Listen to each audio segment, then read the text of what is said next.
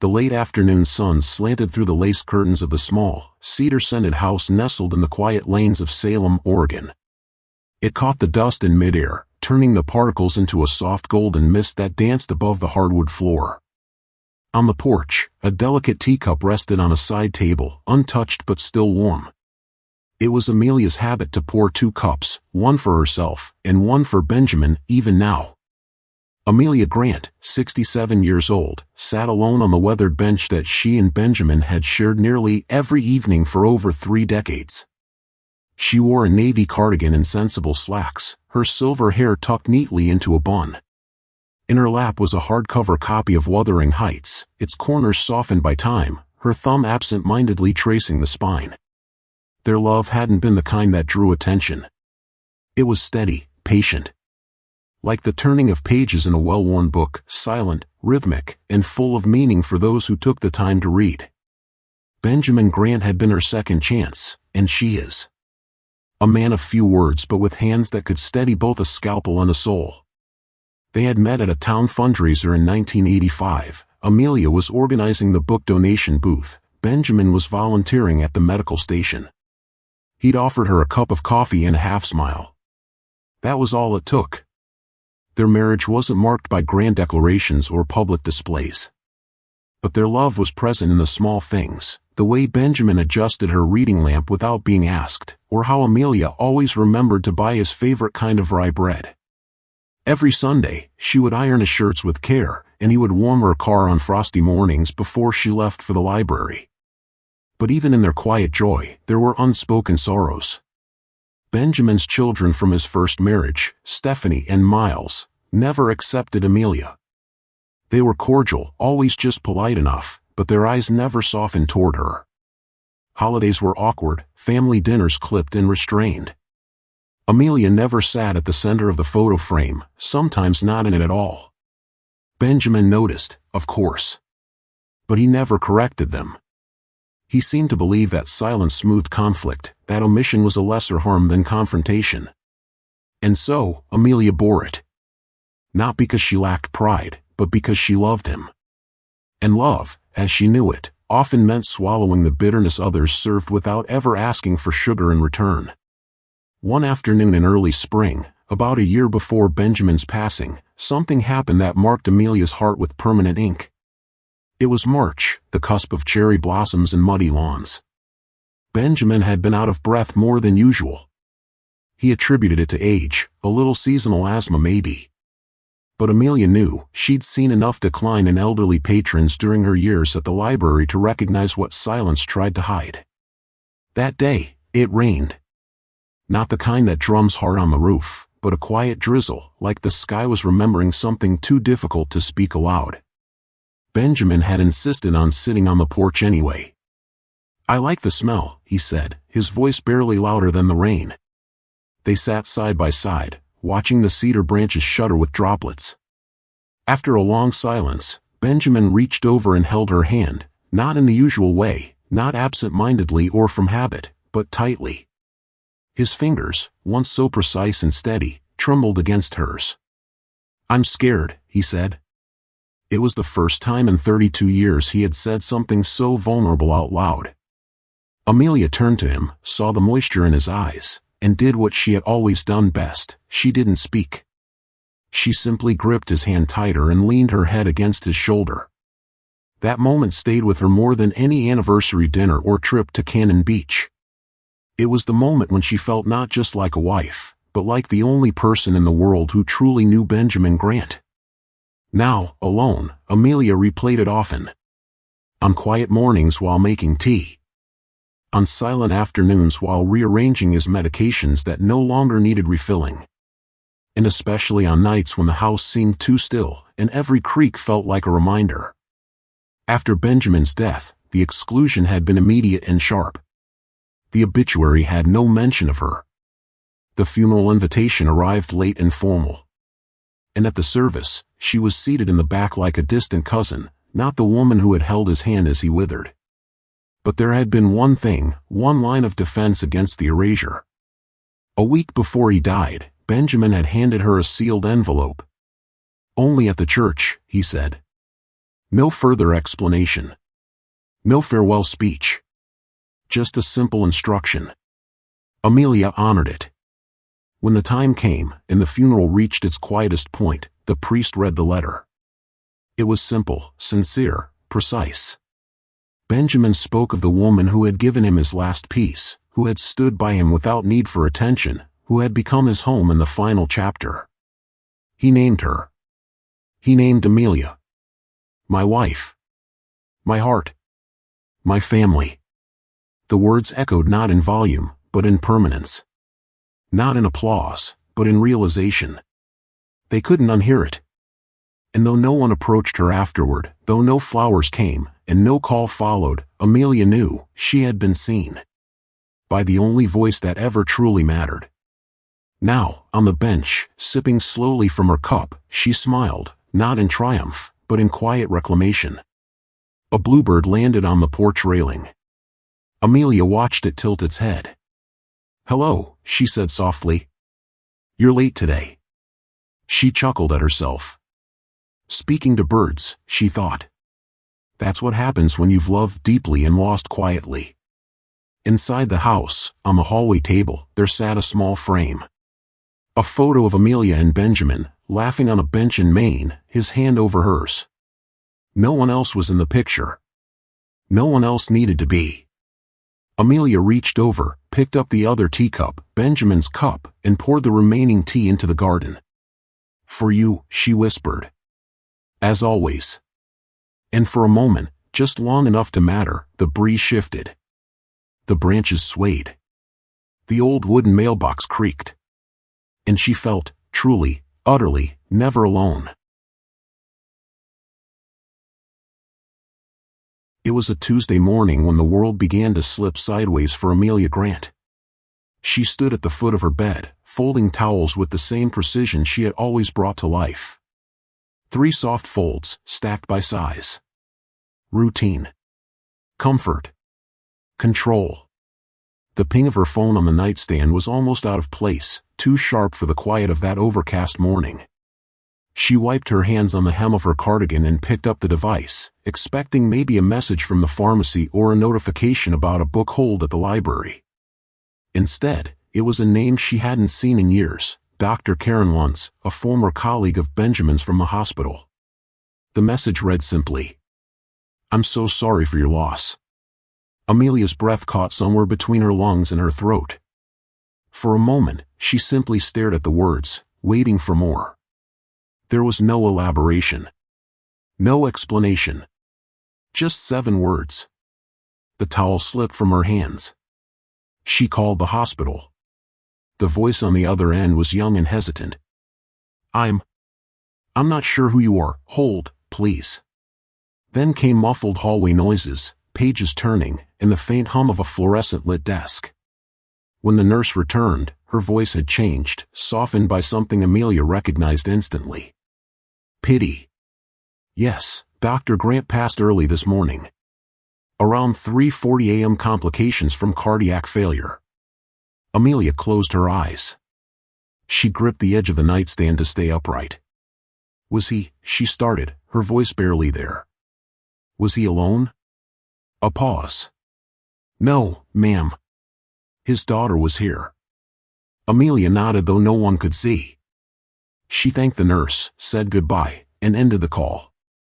The silence that followed wasn't just quiet. It was complete. The kind of silence that makes you aware of your heartbeat, of the faint hum of the refrigerator down the hall, of the world moving forward without asking you if you're ready. She sat on the bed. Benjamin's watch was still on the dresser. His slippers were beside hers. His toothbrush, still damp in the holder from the night before. Her hands began to tremble. Not with grief. Not yet. But with something rawer, shock mixed with erasure. She dialed Stephanie. Straight to voicemail. She tried Lynn, Benjamin's sister. Voicemail again. She left messages, calm, composed, restrained. She asked if arrangements had been made. Asked what time she should be at the hospital. Asked if there was anything she could do. No response. At 2:10 p.m., Amelia drove to Stephanie's home. Her silver sedan moved like a ghost through the Salem neighborhoods. Familiar streets turned hostile. Her grip on the steering wheel was too tight. Stephanie's car was in the driveway. The blinds were drawn. Amelia rang the doorbell and waited. No answer. She knocked. Nothing. She stood on the stoop for a full 5 minutes before walking back to her car, her knees stiff, her breath short. Later that evening, while steeping chamomile tea she no longer wanted, she checked Facebook. Stephanie had posted a black and white photograph, Benjamin, flanked by his 2 children, smiling at some distant family picnic Amelia hadn't been invited to. The caption read, "He was everything to us. Our foundation. Our heart. Rest easy, Dad." Dozens of comments flooded in, condolences, prayers, shared memories from people Amelia had never met. Not one mentioned a wife. Not one mentioned her. She wasn't tagged. Not even in the background of someone's memory. She had vanished from the narrative. The next morning, Amelia opened the local paper.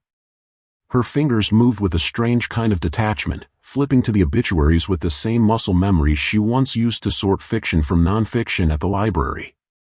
There he was. Dr. Benjamin Grant. A carefully chosen photo, taken perhaps 20 years ago, his face fuller, his posture firm. The text was short. Formal. It spoke of his years at Salem General, his volunteer work at the community health clinic, his love of fly fishing, his devotion to his beloved children and his loyal sister, Lynn. No mention of the woman who had poured his coffee every morning for 3 decades. No mention of the hand that had steadied his when his own began to shake. She read it 3 times. On the 4th, she whispered the lines aloud, as though her voice might will them to change. They didn't. That afternoon, a formal envelope arrived in the mailbox. White with black trim. It was an invitation. Not from the family. From the church. A generic message about a private service for friends and family. It listed the time, the location, and the family members graciously accepting condolences. Once again, Stephanie. Lynn. No Amelia. That night, Amelia stood in front of her bookshelf, her hand resting on the spine of Benjamin's Anatomy and Clinical Diagnosis, the one he had marked up like a student even in retirement. Her other hand hovered over a small desk drawer. She pulled it open and retrieved the envelope. Cream-colored. Heavy. Unopened. On the front, in Benjamin's unmistakable script. To be read aloud, only at the church, if I am gone. He had given it to her 1 week before his death. No explanation. Just a look that said, "Trust me." She hadn't opened it. Not once. Not even now. She held it close to her chest, heart thudding against the seal, and whispered into the dim room, "You knew." The days that followed blurred. People sent casseroles, but not to her. People shared stories, but not with her. No one called. Not to ask how she was. Not to ask what she needed. For the first time in her life, Amelia understood the true weight of being invisible. It wasn't loneliness. She'd known loneliness before. This was worse. This was erasure. One evening, Amelia walked the narrow hallway from the bedroom to the den. She paused at the wedding photo tucked between a plant and a bookend. Just them, Amelia in a simple cream dress, Benjamin in a navy suit. He was smiling at her, not at the camera. No one else in the picture. She took it down and stared at it. "I was there," she said quietly. "I was there." The night before the funeral, she couldn't sleep. The rain was soft again. Like it had been that day Benjamin first admitted he was afraid. She rose, brewed a pot of black tea, and sat at the kitchen table. She laid the sealed envelope down beside her mug. She didn't cry. She didn't plan. She simply sat there, existing. And for the first time since the message that started it all, she understood the difference between grief and erasure. Grief was private. Solitary. Sacred. Erasure was public, coordinated, cruel. But the envelope was real. And inside it was a voice they couldn't silence. The morning of Benjamin's funeral arrived cloaked in gray. The clouds above Salem, Oregon hung low and full, like they too had something to grieve. Rain didn't fall, not quite, just mist, thick enough to blur the edges of buildings and windshield glass. Inside her modest home, Amelia Grant stood still in front of the full-length mirror. The navy blue dress she wore was simple, pressed, and quiet in its elegance, the same one Benjamin had once complimented on their anniversary dinner at a small Italian restaurant. "You look grounded in that," he had said, placing his hand over hers across the linen-covered table. "Like a person who sees through things." She pinned up her silver hair, not for the guests, certainly not for Benjamin's daughter Stephanie or his sister Lynn, but for Benjamin. Her earrings were the small pearls he had given her on their 5th anniversary. She had not worn them since he passed. They caught the morning light like memories refusing to dull. On the kitchen table beside her handbag sat a single envelope. Cream-colored. Heavy. Unopened. It had been a week since he handed it to her with trembling hands and no explanation. "To be opened and read aloud if I'm gone," he'd written. "Only at the church." Amelia had not opened it, not even held it up to the light. It had lived in her drawer like a heartbeat, constant and sealed, a promise folded into paper. She placed the envelope carefully into her purse, tucked between a folded handkerchief and her glasses case. Her heart felt like glass, solid, cold, one tremor away from shattering. At the church, she arrived early. She didn't speak to anyone.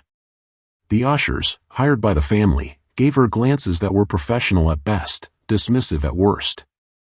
Lynn and Stephanie were already inside, rearranging flowers, whispering with the priest, making decisions Amelia had never been asked to be part of. There were no signs of her in the photo displays. No framed image of their home, no candid shot from their many quiet trips to the Oregon coast. Just Benjamin, flanked by children, siblings, a life curated to exclude the last 32 years. But Amelia carried something they didn't have. Benjamin's voice. She walked softly through the side aisle of the sanctuary, toward the sacristy where the priest was adjusting his robe. He turned as she entered, startled but not unkind. "I'm Amelia," she said quietly. "Benjamin's wife." He blinked, his expression caught somewhere between politeness and realization. "He asked me to give this to you." She handed him the envelope. "He wrote it for today. He asked that it be read out loud." His exact words. The priest accepted the envelope with care, sensing the weight of the moment. "I'll honor his request," he said solemnly. Amelia nodded once and stepped back into the nave, returning to her seat at the very back of the church. She didn't look for a place closer. She didn't ask for acknowledgement. She didn't need it. The service began. Organ music. A reading from Psalms. Words from Stephanie about our father, his work ethic, his values, his legacy. Lynn followed, quoting scripture and recounting childhood memories with Benjamin fishing or helping their mother in the garden. They spoke as if his life had ended with them, as if the last 30 years had been blank pages, unworthy of mention. Amelia sat unmoving. A single tear ran down her cheek, but she did not wipe it away. Then, just as the service neared its end, the priest stepped forward again. He held up the envelope, now opened. "Dr. Grant left a letter," he said. "He asked that it be read publicly, here, today." A ripple moved through the room. Stephanie shifted in her seat. Lynn looked toward the pulpit, expression tight. The priest unfolded the letter, cleared his throat, and began. Benjamin's handwriting was meticulous. Every sentence was measured, his words soft yet precise. "If you are hearing this, I am gone. And if you are hearing this here, it means that some part of me still needed to speak, even in absence. There is someone in this room who held my hand when no one else did. Someone who sat with me through nights I couldn't breathe. Someone who never asked to be praised, only to be included. Her name is Amelia. My wife." She is the reason I found peace in my last years. She made a home out of silence. She made meals I couldn't finish but always tried to. She read to me when my eyes blurred and waited beside me when I was too tired to talk. I have 2 children, and I love them. I have a sister, and I am grateful for her voice. But the one who stood beside me when the light dimmed, truly, faithfully, without condition, was my wife. If there is any doubt, let it be erased now. She is not the second chapter. She is the final one. The best one. The one I chose. Gasps were quiet but audible. The kind that weren't meant to be spoken but escaped anyway. A whisper of confusion moved like smoke across the pews. But Amelia didn't flinch. The priest's voice steadied as he reached the final line. If you are wondering who my heart belonged to when I left this world, wonder no more. It belonged to Amelia Grant. The priest folded the letter slowly, reverently, and returned it to the envelope. Silence settled over the church. Not just quiet, but reckoning. Stephanie didn't look back. Lynn clutched the edge of her program like a buoy.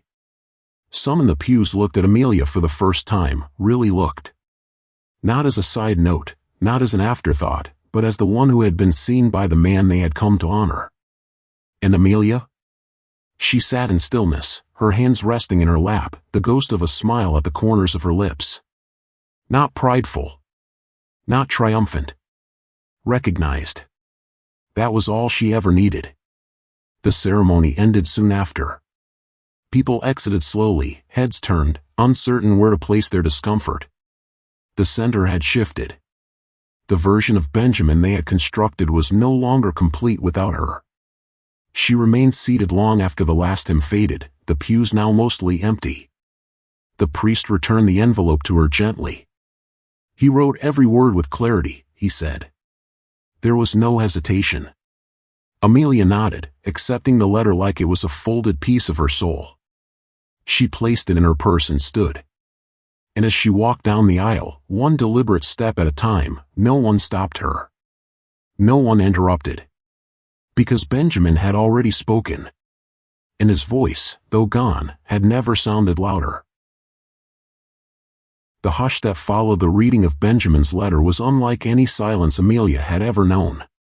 It was not awkward. It was not hollow. It was deliberate. It was as though every breath in the church had been taken in, held tight, and forgotten how to exhale. She sat at the back of the pews, hands folded softly in her lap, head gently bowed, not in grief this time, but in quiet acknowledgement. For 32 years, Amelia Grant had lived beside Benjamin as his second wife, the quiet shadow on the edges of family portraits, the name left out of cards, the presence barely tolerated by his children and his sister. She had not demanded attention. She had not asked for credit. She had simply been there. Through everything. And now, finally, she had been named. My wife. My heart. My family. The words hung in the air like incense. Not heavy, but undeniable. People looked at her differently now, not with curiosity, not with contempt, but with something that resembled recognition. It was as if her form had come into focus for the very first time. Stephanie, Benjamin's daughter, sat stone-faced in the front pew, her jaw set. She didn't turn around. Lynn, his sister, gripped her handkerchief so tightly the delicate lace began to fray at the edges. But there were no rebuttals. No clarifications. Because he had spoken. And in death, Benjamin's voice had become the only one that mattered. Amelia remained seated even as the final hymn played. She watched the stained glass windows reflect the slow-moving clouds outside, the light diffused into fractured color across the floor. Blue fell across her shoes. Red painted the edge of her coat sleeve. She thought of Benjamin, not as the physician with accolades and certificates, not as the father with strained obligations, but as the man who once picked a wildflower from the edge of the road just because it reminded him of the color of her eyes. The man who tucked a heating pad under her side of the blanket during winter before she ever climbed into bed. The man who wrote that letter not to settle scores, but to restore truth. He had given her back her name. And not just in legal terms, not in paperwork or wills or checkbook signatures, but in the most human way possible, with witness. She had worried, secretly, that when he died, all they had built would go with him. That their life together, quiet, uneventful, undramatic, would fade without acknowledgement, rewritten as a footnote in someone else's history. But not now. Now, there was record. Now, there was voice. After the final prayer, the priest gently closed the book and gave one last glance toward the pews. He met Amelia's eyes for just a second and offered the smallest nod. Not a formal gesture, not priestly. Just a quiet thank you. People rose slowly. No one rushed toward the casket. The usual choreography of condolences, handshakes, hushed murmurs, polite smiles, was disassembled. Instead, they moved as if navigating unfamiliar terrain, unsure of where to look, unsure of what to say. Amelia stood only when the pews had nearly emptied. She did not look toward Stephanie or Lynn. She didn't need to. Their silence had become its own admission. Outside, the clouds were beginning to lift. The air still carried the cold of morning, but the light was warmer now, brushing against her face like a familiar hand. As she stepped onto the stone path leading from the church doors, she felt something shift deep in her chest. Not joy. Not relief. Something quieter. Something steadier. Peace. A woman she didn't recognize approached her near the parking lot. She looked to be in her 50s, wearing a simple gray coat and gloves that matched. Her eyes were kind. Honest. "I worked with your husband years ago at the clinic," the woman said softly. "He always spoke so gently of his evenings at home. Said you had a way of making silence feel like sanctuary. I never met you before, but now I feel like I finally have." Amelia placed her hand on the woman's arm. "Thank you for telling me that. I never wanted attention, just to be remembered rightly." The woman nodded. "And you were. Beautifully." She watched the woman walk away, disappearing into the quiet rhythm of cars pulling from the curb. The door of a hearse closed behind her. The wind moved slightly through the trees. Amelia opened her purse, ran her fingers across the envelope one more time. The letter felt lighter now. Not in weight, but in meaning. It had done what it came to do. She was no longer invisible. No longer a polite omission or a social technicality. She was named. And names, when spoken aloud, when witnessed, cannot be taken back. That evening, back at the house, Amelia lit the fireplace for the first time since Benjamin had passed. The room filled with soft, crackling light. She placed the letter in the drawer beneath his watch, beside the small photo of them on the porch swing with a teacup between them. She brewed her usual cup, Earl Grey with a hint of honey, and sat where he used to sit. Not because it was his place, but because she wanted to feel him near. And then she spoke aloud, just once, into the warm flicker of the fire. "You gave me back my place, Benjamin. Thank you." She didn't cry. She didn't smile. She just was. Whole. 3 days after the funeral, Amelia Grant stopped checking her phone. There were no calls. No messages. No gently worded condolences. The silence wasn't a mistake. It was a choice.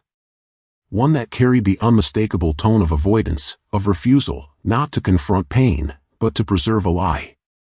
For 32 years, she had been an accessory to a life they only half believed she belonged to. Now, they had rewritten the story. Or at least, tried to. But this time, the silence didn't hurt. It didn't puncture or paralyze her like it once might have. It wasn't ice, it was clarity.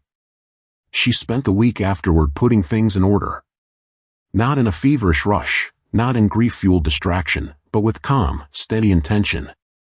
The will was straightforward. Benjamin had left everything to her, without clause, without caveat, without loophole. His house, his retirement account, their joint savings. Even his vintage collection of Hemingway first editions was listed under for Amelia.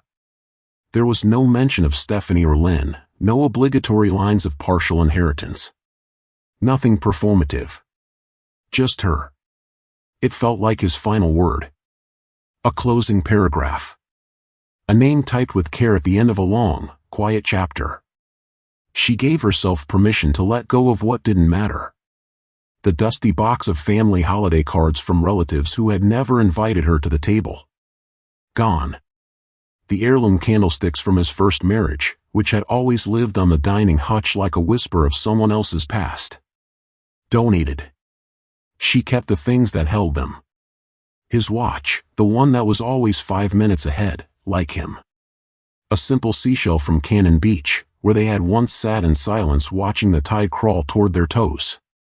And, of course, the letter. It lived in her bedside drawer now. Not because she needed to reread it, she had it memorized, but because it reminded her that truth, when spoken, could anchor you long after storms had passed. And then there was the photo album. Leather-bound, no labels. Inside were the ordinary, wonderful things: Amelia in her garden, Benjamin reading the newspaper, their reflections in the window of a bakery on a rainy day, holding hands. And on the last page, a photograph taken by a stranger who had passed them on the beach. Benjamin had insisted on it. Behind them, the sea stretched out into silver blue quiet. In the photo, he was turned slightly toward her, smiling, not at the camera, but at her. That day, he had said, "Out here, nothing has to pretend. It just is."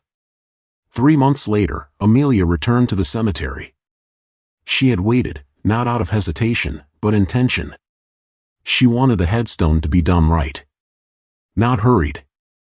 Not templated. Not chosen by someone else. It was early spring again. The air was crisp, and daffodils had begun to bloom in wild patches between the older graves. She carried no flowers. Just a folded piece of cardstock in her coat pocket, the final inscription. The gravestone was already set in place. Granite. Modest. Polished, but not polished to gleam, just enough to hold the words. She stood in front of it, hands still, breath soft. It read, "Benjamin Grant, beloved husband of Amelia," who held his hand when no one else saw.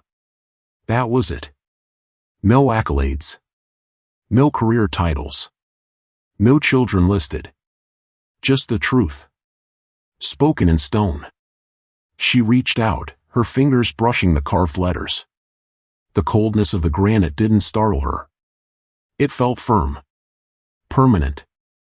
Real. This was not a monument to grief. It was a marker of reality. He was hers. And she had been his. When Amelia returned home that afternoon, she didn't cry. Instead, she made tea. She sat on their porch, the same porch where they had once watched rain roll off the cedar trees. She looked out over the neighborhood, over the slow-moving world that hadn't stopped for her loss. And then she picked up a pen. She wrote her own will that night. She left the house to a small hospice foundation, the one where Benjamin had spent his final days. She gave her books, hundreds of them, to the local library. She left handwritten notes for the neighbor who had brought soup the week after the funeral, and to the clerk at the bookstore who had always remembered her name. She left no room for misunderstanding. There would be no second erasure. No quiet redactions. One quiet evening in April, Amelia returned to the cemetery one last time. This time, she brought something else, a small plaque with her name on it. The funeral home had offered to wait until she passed to etch her name beside Benjamin's. She had declined. "I'd like it there now," she had said, "while I'm still here to witness it." So they did. Beneath the existing line, it now read, "Amelia Grant. The one who was never invisible." She stayed for a long time that day. Not in sadness. In presence. She watched the light move across the grass. She heard the wind shift through the trees. And for the first time since Benjamin's final breath, she felt whole again. Because the ending, her ending, was not a silence. It was a sentence carved in truth. A legacy rebuilt. And a life, finally, fully seen.